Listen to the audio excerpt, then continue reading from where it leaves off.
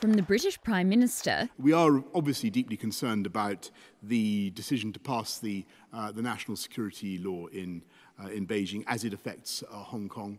To the European Union. We deplore this decision. The international community condemned the Chinese Parliament's passage of national security legislation for Hong Kong on Tuesday, which sets the stage for the most radical changes to the former British colony's way of life since it returned to Chinese rule 23 years ago.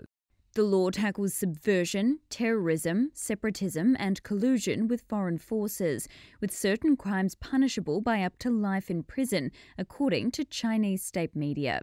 It comes in response to last year's often violent pro-democracy protests in the city. Hong Kong leader Carrie Lam welcomed the law's passage. She virtually addressed the United Nations Human Rights Forum in Geneva on Tuesday. The legislation will not undermine one country, two systems and Hong Kong's high degree of autonomy. Hong Kong is a free and diversified society. We respect differences in opinion and strive on reaching consensus. But the one-country principle is non-negotiable and could not be compromised, as without one country, two systems will stand on shaky ground and Hong Kong's stability and prosperity will be at risk. In Hong Kong, the law drew out some pro-Beijing supporters, popping champagne.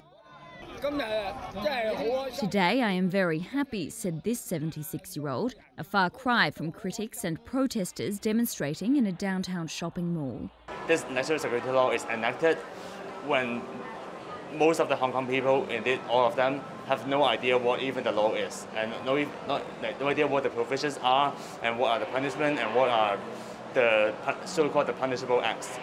Amid fears the law will crush the global financial hub's freedoms, pro-democracy activist Joshua Wong's De Masisto group said it would dissolve.